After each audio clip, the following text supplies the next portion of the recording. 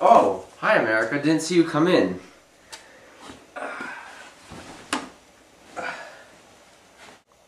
My name is Teddy Roosevelt.